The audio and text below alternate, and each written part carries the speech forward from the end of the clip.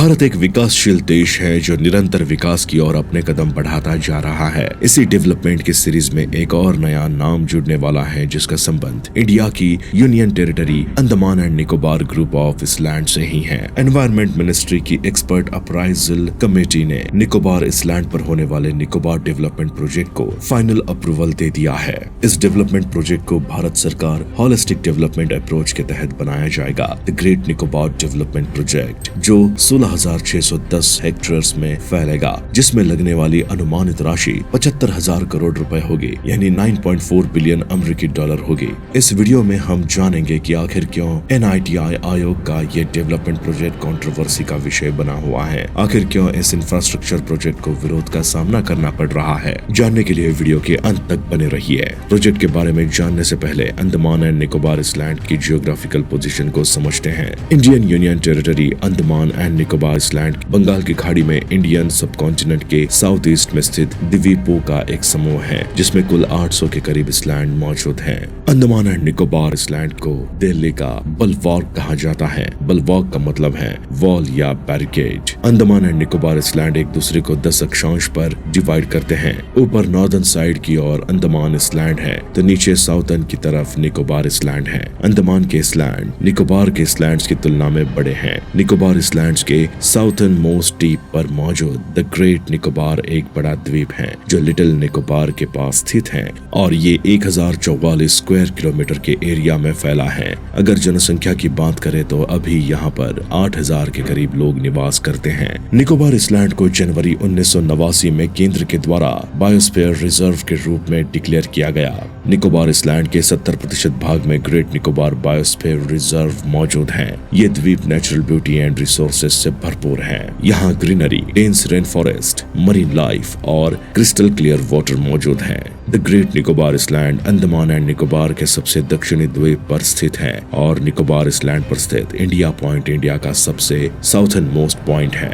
India का ये the great Nicobar island economically और स्ट्रेटेजिकली काफी ज्यादा महत्वपूर्ण है, क्योंकि इसकी दूरी इंडोनेशिया के सुमात्रा इसलैंड से मात्र 180 किलोमीटर है। इसके अलावा दुनिया का मुख्य पूर्व से पश्चिम की ओर जाने वाला shipping sea trade corridor the great Nicobar के साउथ से होकर गुजरता है। ये शिपिंग रूट ईस्ट एशिया को एक्सपोर्ट्स को इंडियन ओशन, सुइज कैनल और यूरोप से जोड़ता है। 75,000 करोड़ की इन्वेस्टमेंट पर चल रहा ये डेवलपमेंट प्रोजेक्ट, जिसमें कुल 4 कंस्ट्रक्शंस बनना शामिल है। फर्स्ट, गैलाथिया बे पर इंटरनेशनल कंटेनर ट्रांसशिपमेंट टर्मिनल यानी ICTT। Second, greenfield international airport. Third, gas and solar power plant. Fourth, new township area. ये चारों मुख्य कंपोनेंट या यूं कहें कि डेवलपमेंट के 4 पिलर्स एक दूसरे से इंटरकनेक्टेड हैं। इस इंफ्रास्ट्रक्चर प्रोजेक्ट का मुख्य उद्देश्य रिमोट इसलैंड को भारत की मेन लैंड से जोड़ना और कनेक्टिविटी को बढ़ाना है। इसके अलावा इस द्वीप पर रहने वाले स्थानीय लोगों के जीवन को आसान बनाने और टूरिज्म को बढ़ाना भी इस प्लान का मुख्य उद्देश्य है। चलिए अब एक एक करके चारों कंपोनेंट्स के बारे में जानते हैं। इंटरनेशनल कंटेनर ट्रांसशिपमेंट टर्मिनल यानी ICTT। भारत सरकार द्वारा ये ट्रांसशिपमेंट प्रोजेक्ट खासकर महासागर सुरक्षा, आर्थिक विकास और स्थानीय लोगों के जीवन की गुणवत्ता को बढ़ाने हेतु प्रस्तावित किया गया है। यहाँ ट्रांसशिपमेंट का मतलब है किसी गुड्स को सोर्स से डेस्टिनेशन तक ले जाने से पहले एक जहाज से दूसरे में ट्रांसफर करना। अगस्त 2020 में PM मोदी ने ग्रेट निकोबार इसलैंड पर ट्रांसशिपमेंट टर्मिनल को बनाने का अनावरण किया तथा प्रधानमंत्री नरेंद्र मोदी ने ये भी घोषणा की कि Andaman and Nicobar group of islands को startup hub, blue economic port और समुद्री सुरक्षा के रूप में विकसित किया जाएगा। भारत सरकार के थिंक टैंक नीति आयोग के इस मास्टर प्लान प्रोजेक्ट के काम को अब स्पीड मिली है। East to west shipping corridor पर इस इंटरनेशनल कंटेनर ट्रांसशिपमेंट पोर्ट के बनने के बाद ग्लोबल शिपिंग ट्रेड में भारत की भागीदारी बहुत ज्यादा बढ़ेगी, क्योंकि अभी के समय में शंघाई और सिंगापुर सबसे व्यस्ततम ट्रांसशिपमेंट पोर्ट है। इसके अलावा ग्रेट निकोबार पर निर्माणाधीन ये पोर्ट सिंगापुर पोर्ट और कोलंबिया पोर्ट से समान दूरी पर रहेगा। जियोग्राफिकली इसका फायदा भी इस पोर्ट को जरूर मिलेगा। भारत के लगभग 75% कार्गो का ट्रांसशिपमेंट फॉरेन पोर्ट्स के जरिए होता है। इसका लाभ भी इस पोर्ट को मिल जाएगा, क्योंकि ये पोर्ट हर साल 1.5 करोड़ तक कंटेनर्स को संभालने की क्षमता रखेगा। इस पोर्ट के बनने के बाद भारत देश को लगभग $200 मिलियन का रेवेन्यू बचेगा। Greenfield international airport great Nicobar island में इंडिया के साथ साथ इंटरनेशनल टूरिज्म को बढ़ावा देने के लिए तथा इस रिमोट आइलैंड की कनेक्टिविटी को भारत देश और अन्य दूसरे देशों के साथ जोड़ने की जरूरत है। यहाँ ग्रीन फील्ड का मतलब है किसी भी प्रोजेक्ट को स्क्रैच से बनाना जहाँ पहले से कोई कंस्ट्रक्शन नहीं हुआ है। ग्रेट निकोबार का ये international airport Gandhinagar Shastri Nagar area में प्रस्तावित किया गया है, जो कि ड्यूअल यूज एयरपोर्ट होगा। ड्यूअल यूज से मतलब है कि इस एयरपोर्ट को सिविलियन के साथ साथ मिलिट्री पर्पस में भी प्रयोग किया जाएगा। क्योंकि निकोबार आइलैंड पर भविष्य में बढ़ चढ़कर इन्वेस्टमेंट होगा तो इन्वेस्टर्स, रेसिडेंट्स एंड टूरिस्टर्स के लिए ये एयरपोर्ट बहुत फायदेमंद साबित होगा। आने वाले समय में यहाँ इंडस्ट्री का डेवलपमेंट होगा और साथ में बाहर से निकोबार में आकर और ज्यादा लोग निवास करेंगे, तो लगभग 6.5 लाख के करीब जनसंख्या में वृद्धि का अनुमान है। इस दृष्टिकोण से यहाँ एयरपोर्ट का बनना बहुत जरूरी है। Township and area development. Nicobar island पर हो रहे इस डेवलपमेंट के कारण टूरिज्म को अट्रैक्शन मिलेगा। बड़े इन्वेस्टर्स, बिजनेसमैन के साथ साथ बड़ी संख्या में नेशनल, इंटरनेशनल टूरिस्ट्स इस निकोबार आइलैंड पर विजिट करेंगे। इनके रहने के लिए रेसिडेंशियल स्पेस, होटल्स, लॉज और कमर्शियल लैंड्स आदि की जरूरत पड़ेगी।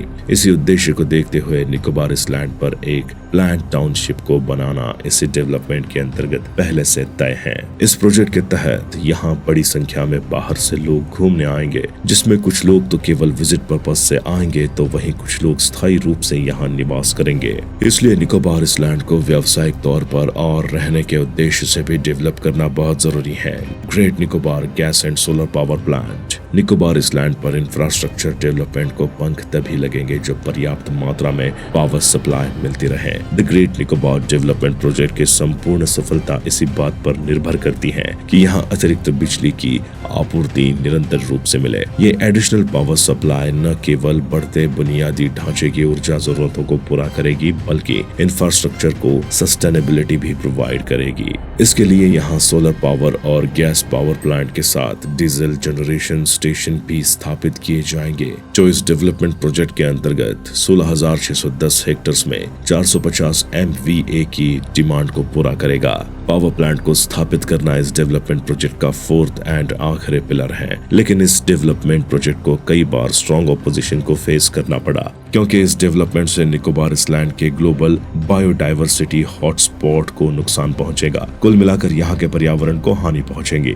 इसके साथ ही एक चौंकाने वाला फैक्ट सामने आता है कि ग्रेट निकोबार डेवलपमेंट प्रोजेक्ट के क्रियान्वयन में तकरीबन 9,64,000 पेड़ काटे जाएंगे। ये बयान पर्यावरण राज्य मंत्री अश्विनी कुमार चौबे जी ने राज्यसभा में दिया था। पर्यावरण की दृष्टि से ये प्रोजेक्ट हमारी जैव विविधता को काफी नुकसान पहुंचा सकता है और निकोबार एवं शॉम्पेन जैसी जनजातियों के भी विपरीत ये काम चलेगा। यही नहीं, इस प्रोजेक्ट के कारण निकोबार आइलैंड पर भूकंप और सुनामी जैसी प्राकृतिक आपदाओं का सामना भी करना पड़ सकता है। लेकिन काफी ज्यादा विचार विमर्श और गाइडलाइंस को ध्यान में रखते हुए अंततः मिनिस्ट्री ऑफ एनवायरनमेंट ने इस परियोजना को अप्रूवल दे दिया है। उम्मीद करते हैं कि जानकारी आपको पसंद आया होगा। वीडियो को एक लाइक जरूर करें और आने वाली वीडियोस के लिए चैनल को सब्सक्राइब जरूर करें। धन्यवाद।